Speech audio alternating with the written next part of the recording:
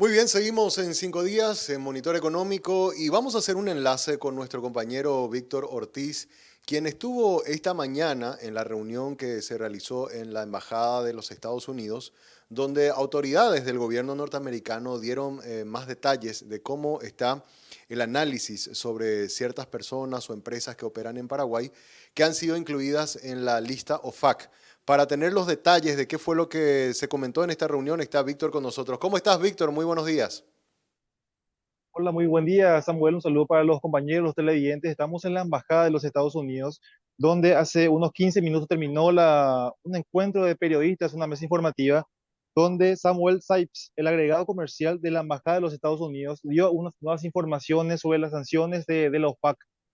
Realmente dio un pantallazo general sobre todo lo que tiene que ver con las sanciones, los motivos que implica, pero lo más importante, el dato nuevo que aportó es que la Tabacalera del Este, de Horacio Cartes, eh, recibió una licencia especial, Samuel, para poder pagar una deuda que tiene de acuerdo a una ley, un acuerdo de los Estados Unidos. Te digo el acuerdo, un acuerdo que firmó Tabesa que se llama el Acuerdo de Conciliación Maestro, MSA, firmado en el año 1998, por el cual debe pagar un cierto porcentaje de ganancias para retribuir el impacto de la salud que tiene la tabacalera. Se le preguntó al señor Samuel Sipes cuánto era el monto que debía Tabesa, no quiso precisar cuánto. Lo que sí es lo concreto es que Tabesa tiene una licencia especial por tiempo indefinido para seguir operando con el sistema financiero estadounidense hasta que pague esta cuenta. Una vez que pague, va a volver nuevamente a hacer, a no a poder a volver a utilizar, no va a poder volver a utilizar el sistema financiero. Esa es la noticia más importante, Samuel, lo que se dijo hoy. Bueno, y ahí te hago una Si le dieron un tiempo, o sea, le dan esta licencia especial, ¿ellos están oficialmente entonces incluidos en la lista OFAC o no, Víctor? Asimismo, el lunes pasado venció el plazo de los FAC para que Horacio Cartes pueda hacer la transferencia de sus acciones. Explicó el señor Samuel Sipes que en el caso de Tabesa, el Cartes no transfirió el 51% necesario. Es decir, a ver, te explico para que también entiendan los televidentes. Una persona sancionada solamente puede tener el 49% de las acciones de una empresa para que esta empresa pueda seguir operando con el sistema financiero estadounidense. Entonces, como Cartes tiene todavía más del 51% de las acciones de Tabesa, esta empresa es sancionada y ya no puede utilizar el sistema financiero norteamericano. Pero ahora goza de una licencia especial hasta que pague solamente esa deuda que tiene con ese acuerdo firmado, ese acuerdo estadounidense firmado en el 98. Solamente esa es la salvedad. Una cosa que me llama un poco la atención es que no haya un plazo de pago, porque quiere decir que ellos pueden extender todo el tiempo que quieran para seguir operando en el sistema financiero norteamericano, Víctor. Sí, se le preguntó sobre eso, ellos no quisieron dar muchos argumentos, solamente que lo cierto y lo concreto es tiempo indefinido hasta que ellos puedan pagar toda esa cuenta que tampoco fue precisada, Samuel. Se le preguntó muchas veces de cuánto era el dinero, pero no quisieron precisar. Esa es la cuestión y también esta licencia solamente la goza Tabesa. Se le preguntó si a otras empresas del grupo Cartes iban a gozar esta licencia. Fue muy claro en informar que solamente Tabesa, pero como te digo, no dijo el dinero cuánto es y tampoco los argumentos por los cuales se dio un tiempo indefinido. Claro. Ahora, consulta, no sé si se le llegó a preguntar a las autoridades norteamericanas cómo ellos evaluaron el caso de las empresas que Horacio Cartes transfirió o vendió acciones. Si la OFAC estuvo monitoreando, si se cumplieron, digamos, las disposiciones y si esas empresas eventualmente después de esas transferencias podrían volver a operar en dólares y con los Estados Unidos. ¿Se llegó a hablar sobre eso, Víctor? Sí, sí, sí, esa es el término, es la herencia anticipada de Exacto, acciones. exacto. Se le preguntó sobre eso, el señor Sipes dijo muy claramente que la OFAC no va a investigar esos hechos, que delega la OFAC a los bancos, que los bancos sean los que investiguen, que lo que vean que las transferencias fueron cumpliendo la ley y que en caso de que los bancos hayan cometido equivocaciones o se hayan sido vulnerados, son los bancos o las entidades los que van a ser sancionadas también con acciones civiles, sanciones civiles y también con multas millonarias. Fue lo que explicó el Sipes. O sea que la OFAC no va a estar detrás, entre comillas, de ver si se cumplió o no, sino que va a delegar a los bancos, que sean a la entidad financiera, que sean lo que verifiquen si estas transferencias o herencias anticipadas cumplen el marco de la ley. No, pero Al darle ese, digamos, el peso del riesgo de eso para un banco va a tener mucho cuidado. Lo más probable es que vayan a omitir querer operar con empresas con las que potencialmente podrían sufrir alguna sanción. Indirectamente es como que también les afecta a esas entidades. Y sí, y dijo muy claramente el señor Samuel Saiz que se exponen a multas millonarias. No quiso especificar cuánto, nosotros manejamos la información de que son alrededor de 10 millones de dólares, según informes internacionales, pero acá no dieron el monto específico, pero sí, son multas millonarias las que se exponen las entidades financieras, Samuel. Y sí, el además, hecho de estar incluido en esa lista, eso básicamente te comienza a afectar en otras oportunidades de negocios que uno tiene a nivel mundial. Algo más que podamos agregar, porque esto de lo de Tabesa es lo nuevo, algo más que se haya hablado en esa reunión que tuvieron los periodistas con las autoridades de la Embajada de Estados Unidos. Sí, solamente especificó que en total son alrededor de 600 personas, son números técnicos, Samuel. Dijeron que son 600 personas las que están hoy en día formando parte de la lista de los FAP. En Latinoamérica solamente son personas, actores políticos de Cuba, República Dominicana, El Salvador, Guatemala, México, Nicaragua y Paraguay. Es decir, que en Sudamérica solamente en Paraguay hay personas sancionadas. Eso para aclarar que hay mucha gente que cuestiona que en Brasil no pasa esto, que en Argentina no pasa esto. Solamente en Sudamérica están en Paraguay, solamente en Sudamérica están algunas personas sancionadas, Samuel. Eso por alguna parte. Luego fueron cuestiones muy técnicas. ¿Por qué los FAC hace esto? ¿Qué busca los FAC? Pero la noticia más importante fue lo que pasó con el tema Tabesa. Acá estoy viendo nomás mis apuntes, pero básicamente lo de Tabesa es la noticia en sí. El resto son solamente cuestiones técnicas que explicaron aquí. perfecto. Víctor, Bueno, te agradecemos mucho por este reporte, gracias por darnos estos datos. Vamos a seguramente a tener en minutos más también todos los resúmenes en nuestras páginas en internet y el lunes todo el análisis en la página de 5 días. Muchas gracias, Víctor. Vale, gracias, gracias Samu y un abrazo. Víctor Ortiz, nuestro compañero que estuvo en esta reunión. Ahora hacemos una brevísima pausa. A la vuelta venimos con más de Monitor Económico.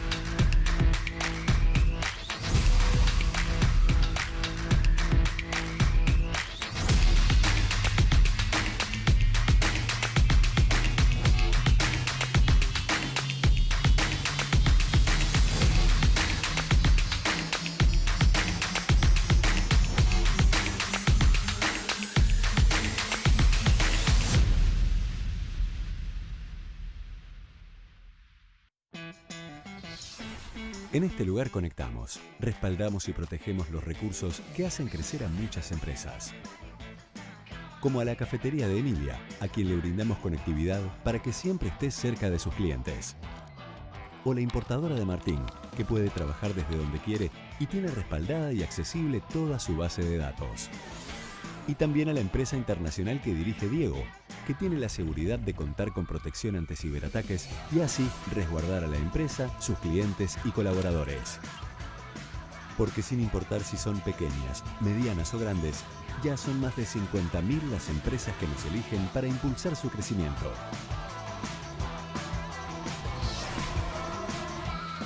Tigo Business. Conexiones que impulsan.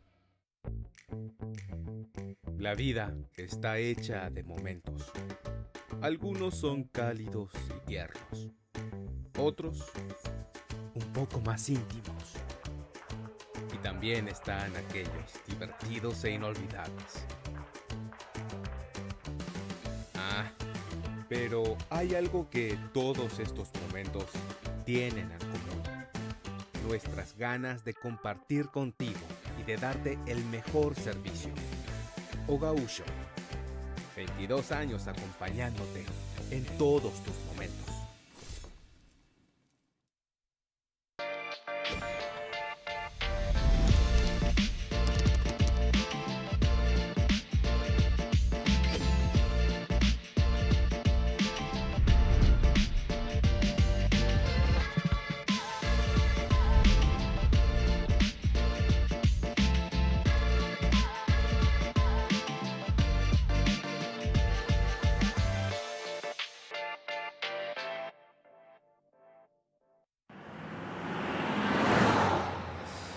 cierto, no tengo wifi.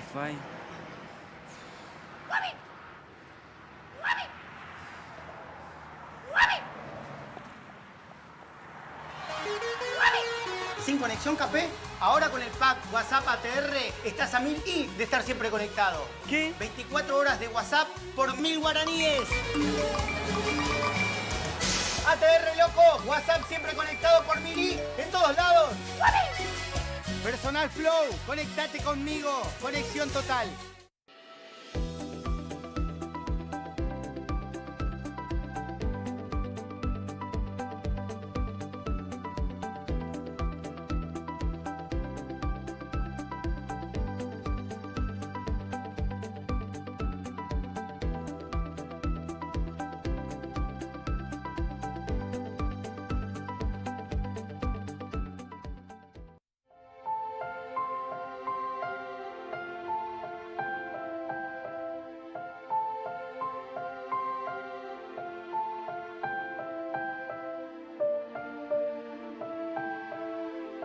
Si tenés algo que contar, contalo.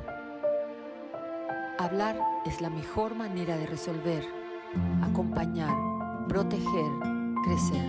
Hablemos. El plan perfecto para Semana Santa en contimarket.com. Del 28 al 31 de marzo, encontrá las mejores ofertas para comprar desde donde estés. Y con las tarjetas de crédito Continental, tenés hasta 35% de ahorro, más 12 cuotas sin intereses. Límite de compra, más bases y condiciones en bancontinental.com.py. Contimarket. Comprar te va a encantar.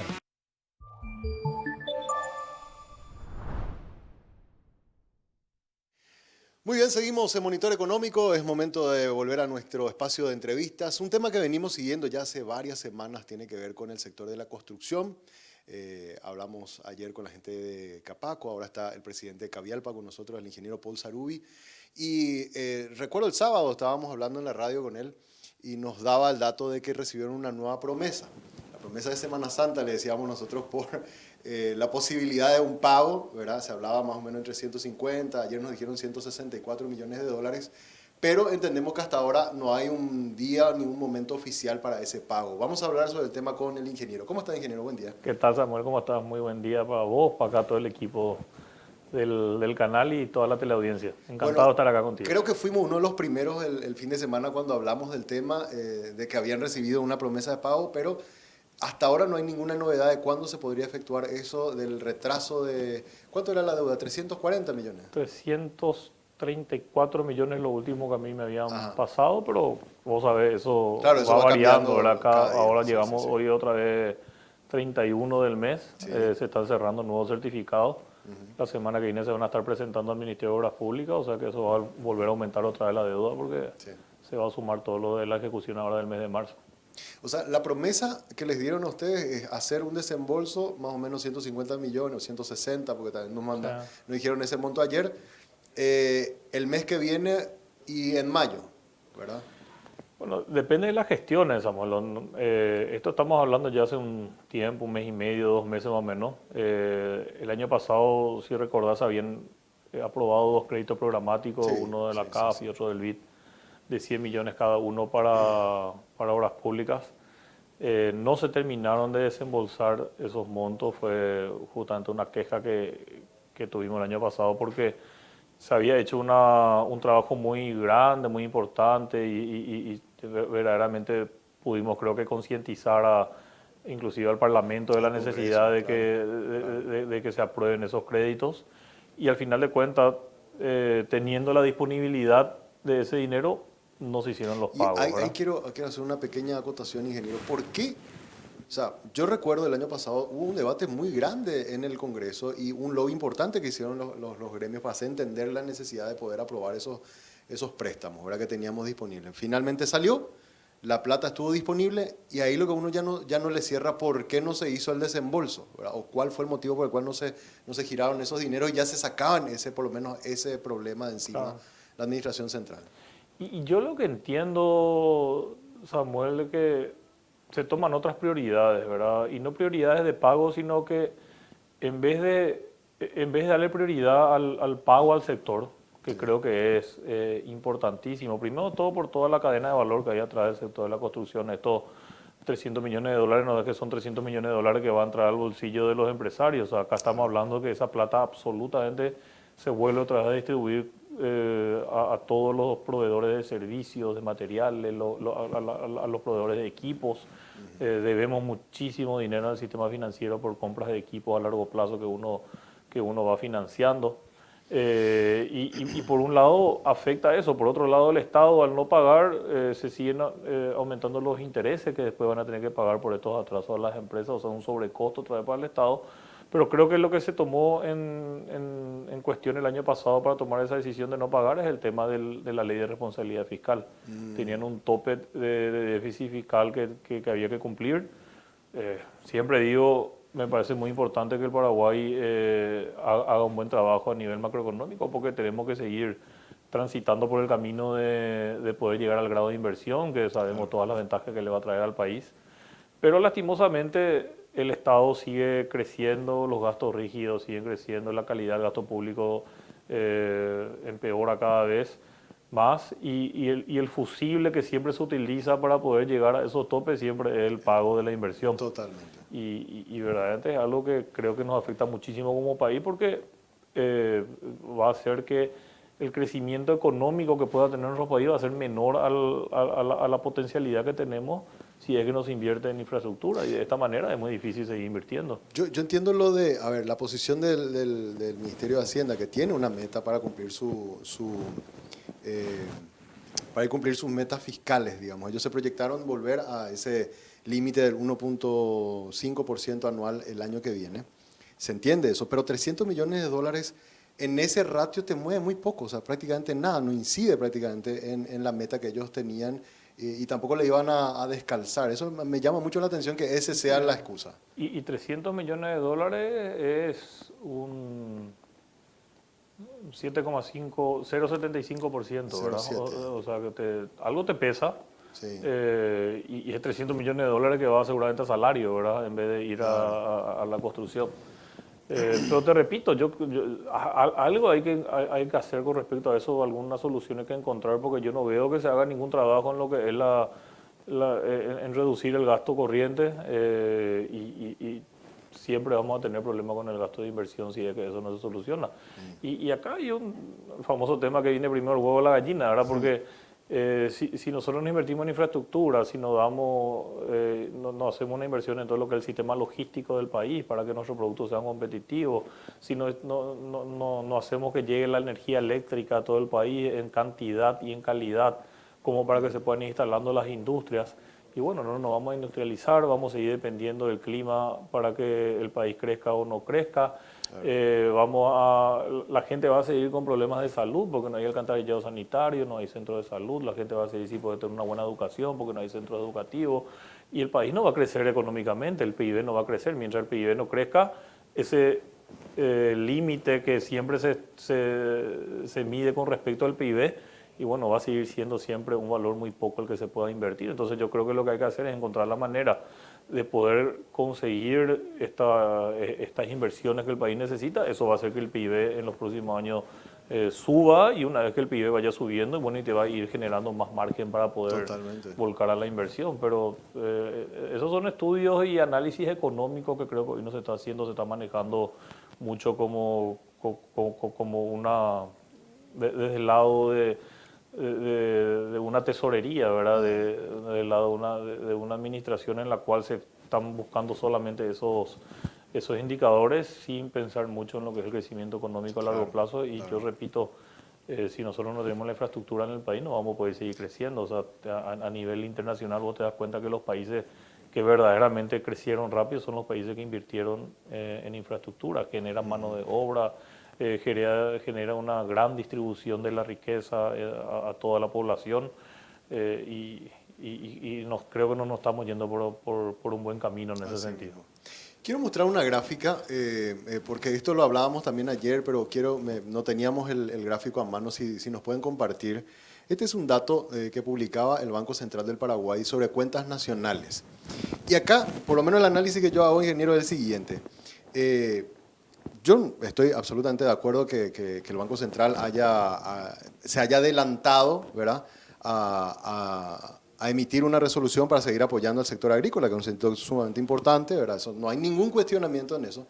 Lo que sí me llama la atención es lo siguiente. Si uno mira en este gráfico, vean en agricultura, los primeros 2 trimestres cae entre 32 y 33% la actividad, y después hay una super safriña, que ayudó a generar otra vez un estímulo para el sector agrícola, que en el tercer trimestre crece un 13% y en el último trimestre, con todas las expectativas de una buena cosecha, crece a un 48%. Es decir, se nota ya una curva ascendente de una mejoría en el sector agrícola. El Banco Central del Paraguay toma la decisión de seguir apuntalando esta recuperación del sector agrícola y saca una resolución para flexibilizar los pagos a aquellas zonas del país donde no hubieron lluvias y seguir ayudándole a que se recupere, lo cual me parece interesante y positivo.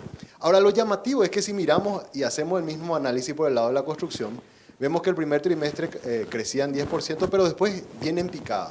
Segundo trimestre cae 6%, tercer trimestre 7.3%, se profundiza en el último trimestre en una caída del 13%, y hay dos segmentos que hacen un mismo pedido, pero a uno, al que está repuntando, se le otorga, digamos, la flexibilización, y al otro que se está profundizando su caída y que se está complicando su situación, no se toma la misma decisión. Eso a mí, cuando yo vi este gráfico, me llamó mucho la atención, ingeniero.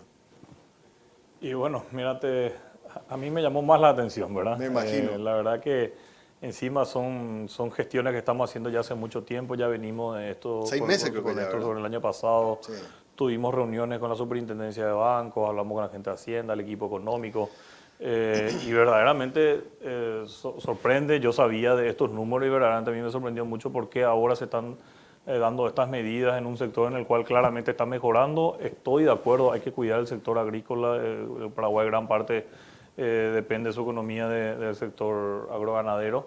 Pero por otro lado, nosotros sabemos nuestra realidad y sabemos los números que estamos manejando, y tenemos un impacto negativo muy grande en los últimos años. Ahora, primero, una disminución enorme en lo que es la actividad del sector de la construcción, muchas menos licitaciones de las que habían, volúmenes de obra que llegaron desde el 2012 hasta el 2020 a subir año a año, todos los años, y eso hizo que las empresas constructoras paraguayas hayan invertido y se hayan animado a invertir y tomado el riesgo para invertir en compra de equipo, en contratación de personal, en capacitación de personal, y de repente de 2021 y 2022 venimos solamente ya bajando en nuestros niveles de... Menos de 1.000 fue la ejecución, ¿verdad? El año pasado que 800, en 800, y este año no sé si va a llegar a 600, 700, así como viene la mano, entonces afecta mucho. Vos fíjate que si de más de 1.000, 1.100 baja a 700 y está teniendo una disminución del 35%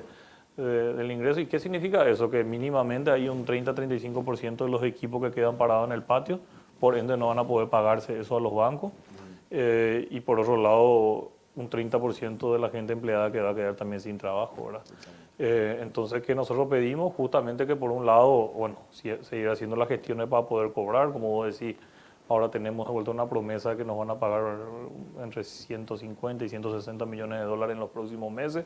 No sabemos cuándo, ya está en Hacienda, tienen que dar ellos la disponibilidad, aprobar los presupuestos, dar el plan financiero como para que, el plan de caja como para que se pueda ir pagando, y ojalá se pueda pagar ahora en estos meses de abril, mayo, junio, hasta por lo menos dentro del primer semestre, podamos tener ese oxígeno, ¿verdad? Y por otro lado, estas medidas de cuidado a las empresas que le pedimos al Banco Central, y lastimosamente la respuesta que escuché otra vez de la Superintendencia de Bancos ahora la semana pasada es de que ellos no ven que hayan empresas que hoy tengan problemas reales y que por eso entonces no se toma la medida. Y yo me pregunto por qué tenemos que esperar que hayan tantas empresas que tengan problemas reales y cuáles son las razones por las cuales las empresas siguen subsistiendo. Y primero de todo, seguimos utilizando esta herramienta de la cesión de créditos con los bancos. Para nosotros eso no es una solución, o sea, el banco nos cobra a nosotros por adelantado los intereses, nos quedamos solamente con una parte de nuestro certificado, y eso hace que financiera y económicamente hablando nos vaya afectando muchísimo en todo el transcurrir de la obra. Pero de esa manera por lo menos seguimos parando. No es lo mismo parar una industria que vos estás fabricando algo en una máquina, poner un material y te sale otro material con un valor agregado y vos vas vendiendo y vos decís, bueno, no me paga mi cliente y yo corto la máquina y a lo mejor tenés 2 o 3 personas que están operando esta máquina. Parar una obra es verdaderamente una tragedia. O sea, tenés que liberarle a todo el personal que normalmente tenés 100, 150, 200 personas, cortar todos los contratos que ya tenés con tus proveedores de materiales, tus proveedores de servicios, abandonar el campamento, o sea, no es fácil. Entonces las empresas siempre siguen haciendo el esfuerzo de continuar con su obra y después hay muchas empresas que hoy en día están vendiendo equipamiento, sí. O sea, se están ya desprendiendo de sus activos para poder seguir subsistiendo y gracias a eso no tener los problemas que me parece que están esperando que empiecen a haber, claro, para poder empezar a tomar eso no es sostenible, medidas. Y no es sostenible. Y justamente eso va a explotar, o sea, hasta un cierto punto vas a aguantar vendiendo cosas. En algún momento vas a caer en lo mismo que los demás. Y entras en un círculo vicioso en el cual con esos problemas financieros no podés reinvertir, claro, no podés reparar en condiciones tus equipos, no le podés capacitar al personal para tener gente más eficiente, que tenga más rendimiento. Entonces al final entramos a una situación en la cual un sector que es tan importante para el desarrollo del país como el sector de la construcción empieza a, inclusive de repente a mediano plazo va a pasar que vamos a empezar a bajar en la calidad misma de la gente que tenemos, gente que no va a estar bien capacitada, equipos que no van a estar en condiciones y no va a sacar competitividad, ¿verdad? ¿Y quién pierde al final? Y bueno, perdemos primero todos nosotros, los empresarios, ¿verdad? O las empresas, pero por otro lado pierde el Estado porque toda esta cantidad de equipamiento que hoy se compró y este potencial de construcción que hoy tiene el país, creo que es un activo muy importante que tiene el país, un patrimonio importantísimo que tiene. O sea, hoy si el país dice yo quiero desarrollar, quiero invertir en infraestructura, vayamos con un plan de inversión en infraestructura y están las empresas, están los equipos. Nosotros comenzamos hace 10 años, habían a lo mejor 20, 25 empresas que se presentaban a las licitaciones. Hoy estamos hablando de 110, 120 empresas que están presentando esas licitaciones con el Ministerio de Obras. Eso le permite al Estado mejores contratos también por la propia competencia. Hay una competencia real en calidad, en precio, que le hace bien a todos, ¿verdad? Pero no se puede hacer un plan en el cual vos decís, dale, listo, vengan, acompáñennos, trabajemos, vamos a aumentar los volúmenes de infraestructura y después de repente, no, ahora ya no podemos más y vamos nomás a bajar de vuelta. Claro. Y quedamos en esta situación. Me parece que es algo que hay que verdaderamente tomar alguna medida a corto plazo, porque si no, las consecuencias van a ser muy malas para nuestro sector. Totalmente. Una última consulta, ingeniero. Primer trimestre, hoy estamos cerrando los primeros 3 meses del año. El sector de la actividad ya estábamos viendo recién los números, cerramos con una caída del 13% en diciembre del año pasado y no sé cómo manejan los números de la actividad hoy al cierre ya en el día de hoy de este primer trimestre del 2023. Y te puedo asegurar que va a volver a caer, ¿verdad? Porque por un lado no hubieron grandes movimientos que pudo haber aumentado los volúmenes de obras, no hubieron licitaciones nuevas, las licitaciones que se llamaron que sí son licitaciones importantes como la ruta bioceánica, la ruta 15, la ruta 12, están todavía en proceso de firmas de contrato y demás, entonces todavía no arrancaron. Entonces evidentemente muchas de las obras que se van ejecutando van terminando y esas empresas que van terminando su contrato ya no tienen contratos nuevos, ¿verdad? Entonces va a pasar eso y después también fue un año en el cual hubo mucha lluvia. Sí. Y eso también directamente afecta a nuestra actividad porque día de lluvia y por lo menos 1, 2, 3 días después, dependiendo de la intensidad de la lluvia, también nosotros nos quedamos sin trabajar y eso hace también que los volúmenes no sean lo que eran el año pasado o el antepasado, que hubieron unas sequías importantes que verdaderamente dieron la posibilidad de que tengamos muchos días laborables. O sea, ese 13% negativo con el que cerramos en diciembre podría ser igual o un poco más en este primer trimestre. Yo considero que sí. Yo considero que sí.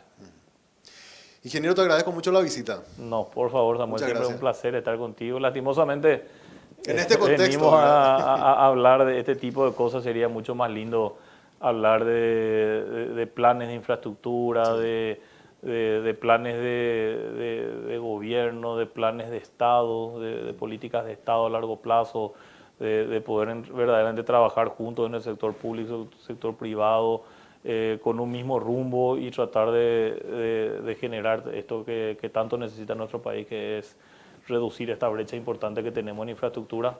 Ojalá a corto plazo se pueda solucionar esta situación y que podamos empezar a mirar un poco más hacia adelante y entre todo también hacerle crecer a nuestro querido país. Claro que sí. Gracias, ingeniero. Dale, gracias. El ingeniero Paul Sarubi, el expresidente de Cavialpa, conversando hoy con nosotros. Y con esta nota ponemos punto final a nuestra edición de hoy de Monitor Económico. Nos encontramos el próximo lunes a partir de las 10 aquí en el canal 5 Días.